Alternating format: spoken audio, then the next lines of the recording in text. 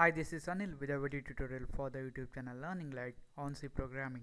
In this tutorial, I'm going to teach you how we can create a temporary file in C using tmpfile function. So first we're going to see the syntax, and then we're going to see how we can create the temporary file, how we can write data to that file, and how we can read from that file. So this temporary file function is not going to take any arguments, and it's going to return address of a structure of type file, and this function creates a temporary binary file, and it opens it in W+B mode. So if there was any error while creating the file, this function is going to return a null value. So now we're going to see how we can use this in our program. So for the demonstration purpose, I have created a file pointer tmp, and then I'm going to be using that temp file function. So it's going to be tmpfile, and we don't need to pass any arguments, and we're going to store the return address in our tmp pointer. So it's going to be tmp equal to tmpfile. The advantage of using this temp file function is, if you want to process a lot of data in your program, and where the variables are not the convenient options, then you can use this temp file function, and you can create a temporary file, and you can write data to that file, and also you can read that data when you want. So another thing is, the temporary file created will be removed when your program terminates, or you close that file using the fclose function. So you don't need to worry about closing that file. Once your program terminates, automatically that temporary file will be deleted. Okay, now we're gonna see whether the file has been opened successfully or not. So I'm gonna use the if statement. Temp is not equal to null, which is gonna mean that the temporary file has been created successfully. We're gonna say that to the screen using the put as function, and I'm gonna say temp file created. Else, if the return value is null, then it's gonna mean that the function has failed to create the temporary file. So we're gonna print that to the screen also. I'm gonna use the put as function, and I'm gonna say unable to create the temporary file. So now we're gonna see how we can write some data to this temporary file. Okay, before that, I'm gonna save this one, execute, compile, and run. Now it says temporary file is created. And also another thing is, that file name of this temporary file will be automatically selected by the compiler, and it will be different from any other files present in the disk or folder. And also you don't need to worry about this file name. So when I close this one, the file will be automatically deleted. So now we're gonna see how we can write some data to this temporary file, and also how we can read that data from that file. So just for the demonstration purpose, I'm gonna create a character array, and I'm gonna be calling this one as data, and let me initialize this one here, and I'm gonna initialize this one to hello learner. Then we're gonna create a length variable, which is gonna store the length of this data array. That's why to get the length, I'm gonna use the strlen function, which returns the length of the string. And also I'm gonna create a counter variable to loop through all these characters and write to the file. So it's gonna be counter, and I'm gonna initialize this one to -1.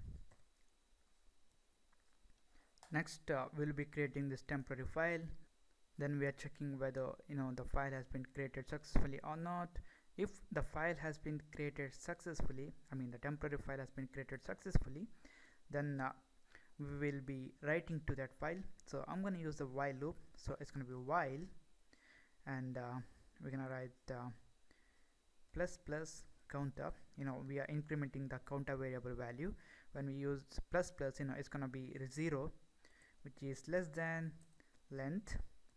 If this counter variable contains a value which is less than the length of this string stored in this data array, then we will be writing each character to the file.